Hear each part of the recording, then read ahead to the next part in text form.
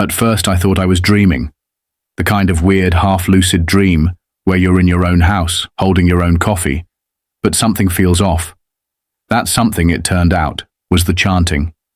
Deep, rhythmic, and way too spiritual for a Tuesday morning. Not birds chirping. Not the hum of distant lawnmowers. Chanting. The kind of chant that makes you question reality before the caffeine hits your bloodstream. For a split second, I thought maybe I'd left on some random meditation podcast overnight, and my phone had glitched. But as I sipped and shuffled to the window, expecting a peaceful view of my freshly mowed yard, I nearly dropped the mug entirely. Because there, in the center of the lawn I had landscaped, watered, and treated with more love than I've ever shown a houseplant, were 15 women in yoga poses. My backyard. 15 strangers. One instructor. And that instructor was standing dead center in what I thought was my personal oasis, arms raised like she was summoning celestial power, wearing a neon pink headband that looked like it had been stolen from a 1980s workout tape, and projecting her voice like the neighborhood depended on her finding their inner sons before 9 a.m. This wasn't just an early morning yoga class. This was an invasion wrapped in Lululemon and lavender mist. And to be clear, I didn't live in an open park or community green space. I lived in a private home with a 6-foot fence I had personally installed, just for the joy of solitude. I bought this property specifically to get away from the chaos of the city, away from honking horns, midnight sirens, and apartment neighbors who believed 2 a.m. was an ideal time to vacuum. Working from home as a software developer meant I needed calm, quiet, and stability. I dreamed of slow mornings, barefoot walks on grass still wet with dew, birdsong as my soundtrack, not Gregorian yoga chants echoing off the privacy slats. And yet, there I was, still in my robe, watching my own backyard transformed into a suburban temple of enlightenment. I couldn't even process what was happening. It was so surreal, so utterly bizarre, that for a long minute I just stood there, coffee cooling in my hand, blinking slowly like maybe the scene would disappear if I stared long enough.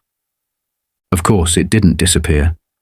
In fact, the instructor, who I'd later come to know as Karen, clapped her hands twice, and the whole group froze mid-stretch like she was directing a spiritual flash mob. She opened one eye, noticed me staring, and sighed audibly, as if I were the one trespassing, the one disrupting the harmony of this uninvited gathering. Then she spoke, loudly, clearly. "We're grounding ourselves. Please lower your energy. Lower. My energy." I opened the back door slowly, still half convinced I was caught in some strange enlightenment-themed prank show, and asked, as calmly as I could, "Can I help you all with something?" Karen didn't even flinch. "This is common HOA land," she said, with the smug serenity of someone who absolutely believed what she was saying. "You're new here, so I'll let it slide." My eyes narrowed. "No," I replied, a tight smile barely hiding my disbelief. "This is my backyard. I have the deed. It's literally on paper." Her response? "Deeds are paper. Community is energy. You can't gatekeep wellness." That was the moment I realized this wasn't a misunderstanding. This was war. The first week I'd moved in, Karen had made her presence known. Not with a welcome note, not with a plate of cookies, not even a polite knock. Number She stood across the street with a stare sharp enough to puncture car tires and a clipboard pressed against her chest, like she was guarding the Constitution. I should have known then. The clipboard was a warning sign, a suburban sword of authority wielded by someone who thought bylaws were commandments, and that she was their chosen prophet. The first time she ever spoke to me was to inform me, without the faintest trace of irony, that my garbage bins were facing the street at the wrong angle. 12 degrees off, she had said, lips pursed, finger pointed. It's a violation of visual flow. I had nodded like a polite idiot, rolled the bins 2 inches to the right and laughed it off. Big mistake. That was the moment she decided I was compliant. that I was soft clay ready to be shaped into another obedient resident of her personal suburban kingdom. And now, just days later, I was watching leopard print leggings stretch across my patio furniture. Not beside it, on it. I didn't even know how they'd moved it. One of the yoga ladies was mid-cobra pose with her eyes closed and her foot dangerously close to my new herb planter. I didn't yell. I didn't rant. Instead, I walked inside, retrieved a dusty accordion file from the cabinet, and pulled out my property papers.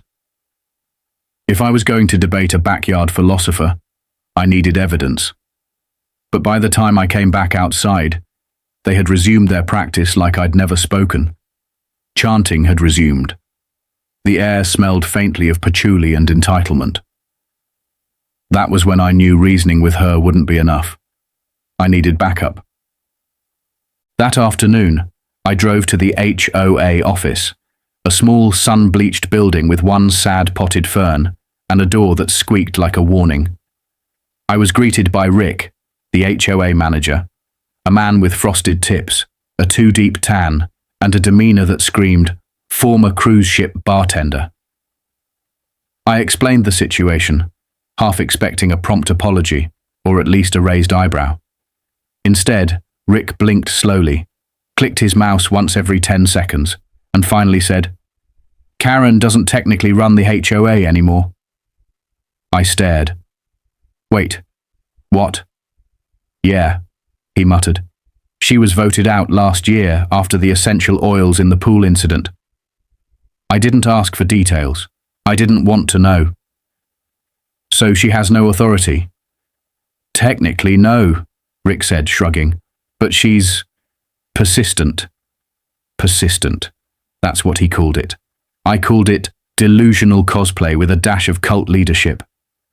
The weekend rolled around, and, against my better judgment, I tried optimism. I mowed early, watered the lawn, even left out a fresh bird feeder. I figured the noise, the smell of grass clippings, the very vibe of me existing on my own property would deter another yoga invasion. But hope is fragile in the face of lunacy. Sunday morning, 8 a.m. sharp, the chanting resumed, louder this time. Karen was back. And not just back. She had escalated. Now wearing what I can only describe as a poncho made of recycled hemp, a crown of beads, and holding a bronze singing bowl like it was a sacred relic, she was standing next to a freshly tied glitter banner that read, "Free community grounding session, all welcome, tied to my fence." That was it. I walked straight up to her, pointed firmly at the patio line and said, "I've asked nicely. This is my property. You're trespassing." Karen, now somehow aware of my name, gently placed a hand on her chest and said with all the faux sincerity of a daytime televangelist, "Mark, I understand your masculine resistance, but our presence brings balance." I stared at her. "You can't just decide someone else's lawn is a sacred space because it has good grass." She narrowed her eyes. "This land has healing energy. I knew it the moment I stepped barefoot upon it." "You stepped on it illegally," I replied. Her expression didn't even flinch. She had an answer for everything. And it always sounded like she'd stitched it together from recycled fortune cookies. That night, I didn't sleep. Not because I was worried, but because I was planning. Because there was one language I knew would speak louder than her chants, her bowls, and her glitter. Metal. She returned under moonlight like a cult leader staging her grand comeback. Except this time, she wasn't trying to blend in or play innocent. She was doubling down. It was a Wednesday night, the air still and strangely warm, the kind of eerie silence that usually comes before a thunderstorm or an absolute act of suburban madness. I had just turned off the TV and stepped out onto the porch for some fresh air when I saw movement across the lawn. 3 women, barefoot, cloaked in linen shawls, tiptoeing like they were sneaking into a forbidden temple instead of my fenced backyard. They moved with quiet purpose, each unrolling a yoga mat onto my grass like it belonged to them. Lanterns began to appear. solar-powered ones glowing faintly with a soft, mystical flicker, staked neatly along the borders of what they clearly believed was sacred ground. And then she emerged. Karen, dressed in flowing white, her arms raised like she was conjuring something ancient and divine. Behind her, one of the women carried a small Bluetooth speaker, emitting a haunting melody that sounded like a whale giving birth through a flute. I didn't yell. I didn't stomp over in fury. I just blinked, stared for a moment, and walked back inside. No need to argue. No point debating sacred moon gatherings with someone who carried a laminated badge that read Lunar Rights Practitioner. Instead, I called the cops again. When the same officer from before arrived, now accompanied by a partner who looked equal parts curious and amused, Karen launched into a speech about spiritual sovereignty and the right to honor celestial tides without the interference of masculine resistance. The officers gave her 5 minutes. She argued for 4.5 of them, claimed the moon had granted her permission to use my lawn, and muttered something about energetic persecution as they escorted her and her posse out. The next morning, I visited the city permit office, just to be sure there were no legal surprises waiting to unfold. What I found nearly made me laugh out loud. Karen had filed an official request to designate my backyard as a non-profit community wellness sanctuary. The paperwork listed my exact street, but, by what could only be described as a divine act of karma, she'd entered the wrong parcel number. She'd claimed ownership of a tiny patch of dirt near the neighborhood entrance, no bigger than a picnic blanket and covered in gravel. I flagged the application. The clerk chuckled, and the whole thing was shut down for submitting false information. But the fact that she had tried to legally steal my yard told me something else entirely. This wasn't just spiritual nonsense anymore. This was her kingdom, and in her mind, I was the invader. That weekend, I didn't blast music. I didn't even mow the lawn. I waited, because something told me she wasn't done. Karen didn't operate like a normal person. She didn't respond to logic, to warnings, to polite conversation. She thrived on escalation. And true to form, on Tuesday, I got the call from Rick, the HOA guy with the frosted tips and eternal shrug. "You're going to want to see this," he said. He sent me a link to the neighborhood Facebook group. Karen had posted a new event, Peace Parade, taking back the vibes. It was scheduled for Saturday at noon. The location, my backyard. The description was a fever dream of poetic buzzwords: soul reclamation, meditative resistance, symbolic vibrational healing. She invited the whole community. This wasn't yoga anymore. This was a movement. She was staging a full-on spiritual protest. I didn't argue. I prepared. I talked to a few neighbors who had been quietly supportive, folks who had sent me thumbs-up emojis after my last confrontation. They were more than happy to help. I contacted a local news team that occasionally covered community drama. They jumped at the chance. Apparently, wellness cult invades private lawn, made for good ratings. I set out lawn chairs, printed out the deed to my house, and waited for Saturday to arrive. At exactly noon, they came. 20 people in white robes chanting as they walked, led by Karen, who carried a massive hand-painted banner that read, "Chakras over conflict." It looked like a failed Renaissance fair mixed with a failed music festival, with just enough conviction to be truly unsettling. She stepped onto my lawn like it was a sacred altar, hands raised, eyes fluttering, beginning a chant that sounded like someone trying to harmonize with wind. And that's when the real fun began. The news van pulled up, perfectly timed. A reporter stepped out, microphone in hand, cameraman trailing. She asked calmly, "Is this the unauthorized wellness event we were tipped off about?" Karen faltered. For the first time, she didn't speak right away. Her eyes darted from the camera to the crowd, then back to me. I stood there, silent, holding the laminated deed in one hand and pointing at it. The reporter asked me for comment. I didn't need to say much. Just one sentence. They're trespassing. And then Margaret arrived, the real HOA president. A stern, grey-haired woman with a no-nonsense expression and the energy of a courtroom judge who'd seen it all. She didn't waste time. Karen, she said, you've violated 6 bylaws and have 3 active complaints. You're banned from organising any future events on community or private land. Karen cracked. Her voice rose in pitch, hands shaking, shouting about energetic suppression and spiritual fascism. She was unravelling in real time. The crowd began to pull back, the chanting died down, and within minutes, she threw down her banner, screamed something about universal lawsuits, and stormed off. The followers dispersed like mist in the morning sun. Some apologized. Others just walked away, their heads down, their faith shaken.